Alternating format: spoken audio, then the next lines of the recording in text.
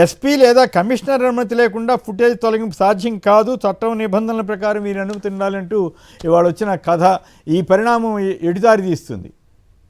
ఖచ్చితంగా సార్, ఇది CC camera footage అనేటువంటిది గతంలో ఇదే ప్రభుత్వము 3 నెలల కిందట అనుకుంటాను ఒక నిర్బంధం కేసులో హైకోర్టు వారికి ఒక వీళ్ళు బాధితుడు నిందితులు వెళ్ళి అడిగేస్తే ఇటు సీసీటీవీ పనిచేయలేదు అంటున్నారు, తీసేశారు లేదా స్విచ్ ఆఫ్ చేశారని అంటే కనుక అప్పుడు ప్రభుత్వం ఇచ్చినటువంటి సమాధానం ఏంటంటే హైకోర్టు వారికి ఇది స్టేషన్ హౌస్ ఆఫీసర్ పరిధిలో ఉండదు, పోలీస్ కమిషనరేట్ కావచ్చు లేదా ఎస్పీ కార్యాలయాల్లో కమాండ్ కంట్రోల్ వాళ్ళకు మాత్రమే ఆ పవర్స్ కానీ రిమూవ్ చేసేదని అధికారం ఉంటది, కింద వాళ్ళకు ఉండదని చెప్పిచ్చేసి ఇదే ప్రభుత్వము చెప్పడం జరిగింది పోలీస్ డిపార్ట్మెంట్. తర్వాత సార్ ఈ సీసీటీవీ ఫుటేజ్ అనేటువంటిది నిజంగా సిట్ పారదర్శకంగా విచారణ చేస్తే అది స్టేషన్ హౌస్ ఆఫీసర్ పరిధిలో ఉండదు. అదేవిధంగా police command control room district పరిధిలో ఒక లైవ్ ఫుటేజ్ ఉంటుంది అక్కడ చూసుకోవడానికి, అక్కడ ఒక డేటా స్టోరేజ్ ఉంటుంది. దాని తర్వాత డీజీపీ ఆఫీస్ సంబంధించినటువంటి స్టేట్ ఆఫీస్ లో కూడా ఒక డేటా స్టోరేజ్ ఉంటుంది. అంటే 2 లేయర్స్ లో సేవ్ అవుతుంది. ఒకవేళ డేటా సెంటర్ లో రిమూవ్ చేసినా కూడాను డిఆర్ అని ఉంటుంది, డేటా రికవరీ సెంటర్ అని, అందులో కూడాను స్టోర్ అవుతుంది. ఖచ్చితంగా ఈ యొక్క సీసీటీవీ ఫుటేజ్ అనేటువంటిది ఇక్కడ స్టేషన్ ఆఫీస్ లో డిలీట్ చేసినా కూడా వారికి అధికారం ఉండదు కాబట్టి పైవారి అనుమతితోనే ఖచ్చితంగా చెయ్యాలి. అదేవిధంగా సార్ సుప్రీంకోర్టు ఈ మధ్య లేటెస్ట్ గా ఇచ్చినటువంటిది ఒక కేసు ఉంది సార్, కేసులా. ఆ కేసులా ప్రకారము పరమ్వీర్ సింగ్ సైని వర్సెస్ బల్జిత్ సింగ్ అనేటువంటి ఒక కేసులో ఇదే విధంగా మిగతా పోలీస్ ఆఫీసర్స్ కూడా లేదు సార్ మా యొక్క స్టేషన్ లో కెమెరా పవర్ ఆఫ్ అయింది, లేకపోతే కనుక దానికి ఏదో వర్షం పడి దానికి డస్ట్ అడ్డపడింది, ఈ యొక్క క్లారిటీ లేదని చెప్పేటువంటి యొక్క ఉదంతాలతో ఈ యొక్క కేసులలో క్లియర్ గా సుప్రీంకోర్టు గైడ్ లైన్స్ ఏం చెప్పిందంటే ఇటువంటి ఘటనలలో ఖచ్చితంగా ప్రతి పోలీస్ స్టేషన్ లో కానీ ఆ పరిధిలో కానీ పోలీసులను సీసీ కెమెరాలు పెట్టాలి. ఆ సీసీ కెమెరా పోలీస్ స్టేషన్ లో నైట్ విజన్ కూడా పెట్టాలి. నైట్ కూడా చీకట్లో కూడా నైట్ విజన్ ఉండేటువంటి కెమెరాలు ఉన్నాయి కాబట్టి ఆధునిక సాంకేతిక కెమెరాలు పెట్టాలి. అదేవిధంగా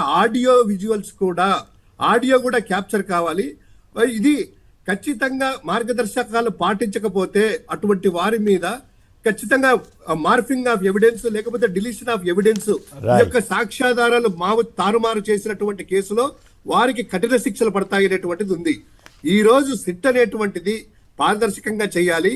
ఈ సీసీ ఫుటేజ్ లో ఎవరెవరు వచ్చారు, ఎప్పుడు విచారణ చేశారు, ఎక్కడికి తీసుకెళ్లారు, జడా శ్రవణ్ గారు చెప్పినట్టు హోటల్ తీసుకెళ్లారా, ఆ పోలీస్ ఆఫీసర్స్ ఎవరు, డిలీట్ చేసినప్పుడు లాగ్ డీటెయిల్స్ కూడా ఉంటాయి, ఎక్కడ డిలీట్ చేశారు, ఏ ఐడి నుంచి ఏ యూజర్ ఐడి నుంచి డిలీట్ చేస్తారనేటువంటిది ఆడిట్ లాగ్ లో కూడా ఉంటది.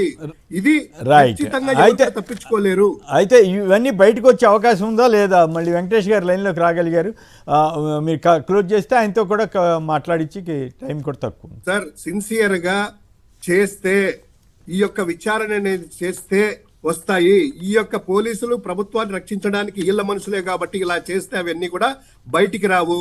సిబిఐ చేత చేస్తే ఖచ్చితంగా స్వతంత్ర దర్యాప్తు సంస్థ అయినటువంటి సిబిఐ ద్వారా చేస్తేనే ఈ వాస్తవాలన్నీ వెలుగులోకి వస్తాయి. ప్రభుత్వ పెద్దలు పోలీసు పెద్దలు దీని వెనకల ఉన్నారు కాబట్టి ఈ సిట్టులో బయటికి రావు అనేటువంటిది మేము నమ్ముతా ఉన్నాము. రైట్. వెంకటేష్ గారు చెప్పండి, నిజంగానే ఎస్పీ లేదా కమిషనర్ అనుమతి లేకుండా ఫుటేజ్ తొలగింపు సాధ్యం కాదు అని రూల్స్ చెప్తున్నప్పుడు మరి వీళ్ళు ఎట్లా తప్పించుకోగలుగుతారు? డైరెక్ట్గా అంబటి రాంబాబు గారు, పేరు నాని గారు ఇట్లాంటి వాళ్ళు చాలా గట్టిగా ఫైట్ చేస్తున్నారు కదా ఈ ఫుటేజ్ విషయంలో కానీ, కమిషనర్ మీద ఆరోపణలు కానీ, వీటి మీద మీ అభిప్రాయం ఏంటి? ఖచ్చితంగా పోలీసు ఉన్నతాధికారుల యొక్క ఇన్వాల్వ్మెంట్ లేకపోతే ఈ హత్య జరిగేది కాదు, ఈ సీసీటీవీ ఫుటేజ్లు మిస్ అయ్యేది కావు, లేదంటే 40 రోజుల తరువాత ఎఫ్ఐఆర్ కట్టబడేది కాదు.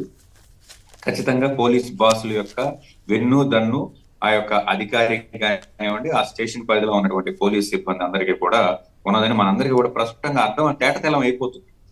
ఎందుకంటే అతని ఒక్కడి మీద ఆఫీసర్ని ఒక్కడనే బలి చేసే విధంగా ఈరోజు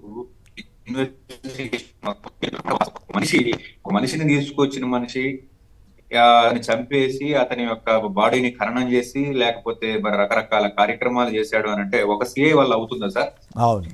కానీ మరి కాదు, ఖచ్చితంగా చిన్న చిన్న కేసుల్లో కూడా మామూలు ఏదో ఒక మాట మాట్లాడారనో మాట్లాడలేదనో ఎంతమందినో ఒక అదర్స్ అని పెట్టి చాలామంది జర్నలిస్టులని కూడా, జర్నలిస్టులతో పాటు వాళ్ళ మేనేజ్మెంట్లు కూడా కేసుల్లో పెట్టేటువంటి వ్యవస్థ ఉన్నటువంటి ఏపీలో రెడ్ బుక్ అరాచకాల్లో ఇక్కడ ఇంత పెద్ద ఇన్సిడెంట్ జరిగితే ఒక్కళ్ళ మీద పెట్టారు. అది చెల్లుతుంది అట్లా?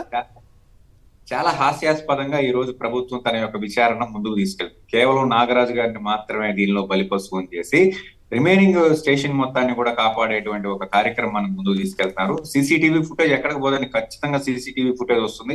అనేక మంది న్యాయవాద మిత్రులు చెప్పినటువంటి సమాచారం ప్రకారం సీసీటీవీ ఫుటేజ్ ఖచ్చితంగా other side of the police వాళ్ళ దగ్గర కూడా ఉంది. ఖచ్చితంగా పోలీసులు కానీ మేము చేతులు ఎత్తేస్తాం మా దగ్గర సీసీ ఫుటేజ్ లేదంటే పెదవాడ బార్ అసోసియేషన్ లో ఉన్నటువంటి న్యాయవాదుల దగ్గర కొంతమంది దగ్గర ఉన్నదనే సమాచారం వాళ్ళు తీసుకొచ్చి ఎవిడెన్స్ ని పెట్టి ఈ యొక్క ప్రభుత్వం యొక్క పరువు మరింత దిగజార్చే విధంగా వాళ్ళు సంచలన విషయం, మీరు సంచలన విషయం చెప్పారా, ఇప్పుడు మళ్ళీ వాళ్ళ మీద పడతారేమో ఈ కేసుకు సంబంధించిన ఆఫీసర్లు. ఎందుకంటే ఒక రకంగా చెప్పాలంటే ప్రభుత్వమే, ఈ ప్రభుత్వంలో ఉన్న పార్టీలకు సంబంధించిన వ్యక్తులే ఈ రోజు అతనికి బెయిల్ పిటిషన్ కి వకాలతులు ఫైల్ చేసినటువంటి ఒక పరిస్థితి. ఈ ప్రభుత్వమే అతనికి వెన్నుదన్నుగా ఉన్నటువంటి ఒక పరిస్థితి మనందరం కూడా క్రిస్టల్ క్లియర్ గా మాట్లాడుకోవాలి. అతని యొక్క లాయర్లు ఎవరు? ప్రభుత్వానికి సంబంధించినటువంటి లాయర్లు కాదా? ఈ కేసుని రాజీ చేయాలని ప్రయత్నం చేసిన వాళ్ళు ఎవరు? కూటమి ప్రభుత్వంలో ఉన్నటువంటి నాయకులు కాదా?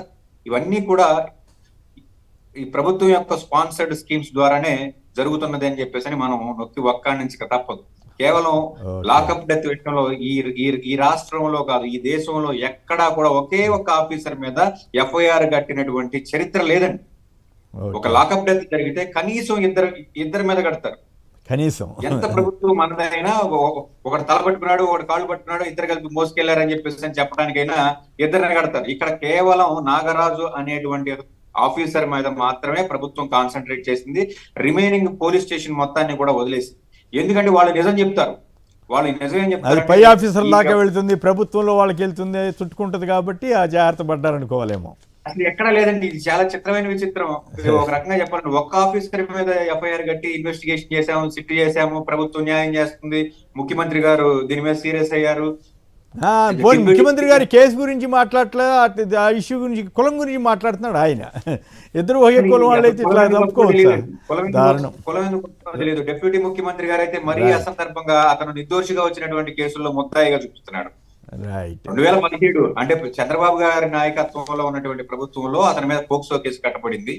ఆ తర్వాత ఆ కేసు ఎక్విట్లై బయటకు వస్తే 14 ఏళ్ల పిల్లని రేప్ చేశాడు, అతన్ని ఉంచాలా, అతన్ని social element, anti social element, అతన్ని నేను వెన్నుదన్నుగా ఉండాలా. అయినా కూడా చంపే హక్కు ఎవరికి? అట్లా చంపడం మొదలు పెడితే ఇక అసలు ఎక్కడ అంతం ఎక్కడ ఉంటుందండి.